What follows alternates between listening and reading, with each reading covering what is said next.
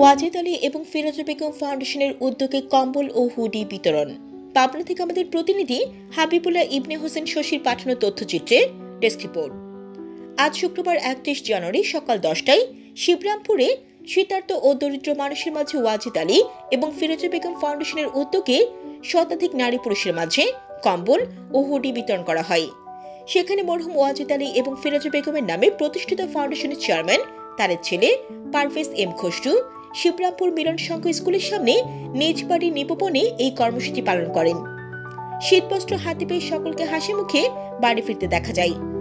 সেই সময় তার সাথে কাঁধে কাঁধ মিলিয়ে উপস্থিত থেকে এগুলো বিতরণ করেন ইস্টার্ন গ্রুপ ও পার্ক ভিউ এবং মাসুদ ড্রাগস এর পরিচালক শাহেদ চৌধুরী, কেন্দ্রীয় ছাত্রদলের সাবেক যুগ্ম সাধারণ সম্পাদক, পাবনা জেলা ছাত্রদলের সাবেক সভাপতি, যুবদলের সাবেক সাধারণ সম্পাদক, যুবদলের কেন্দ্রীয় নির্বাহী কমিটির সাবেক সহ সাধারণ সম্পাদক, ছাত্রদল কেন্দ্রীয় সংসদ সাবেক সহ সাংগঠনিক সম্পাদক ও পাবনা জেলা যুবদলের আহ্বায়ক ইলিয়াস আহমেদ হিমেল রানা, বিশিষ্ট সমাজসেবক কাইয়ুম হোসেন, সমাজসেবক বাচ্চু সাহেব, ফারুক আহমেদ সোহেল, এমদাদুল হক রঞ্জু, বিশিষ্ট ব্যবসায়ী বাবু, টুটুল, সুমন প্রমুখ।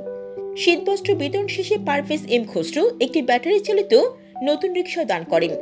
সালগাটিয়া গোলাম আলী কাদেরের গ্যারেজ সংলগ্ন মরহুম হাসান ফকিরের ছেলে রিকশা চালক আসিফ ফকিরকে এই রিকশা দান করেন। পরিশ্রমী আসিফ ফকির রিকশা হাতে পাওয়ায় অভাব সরিয়ে স্বাবলম্বী হওয়ার প্রত্যাশা ব্যক্ত করেন। সেই সাথে মরহুম ওয়াজেদ আলী এবং ফিরোজা বেগমের রুহের মাগফিরাত কামনা ও তাদের ছেলে খসরুর জন্যও মহান আল্লাহর দরবারে দোয়া করেন।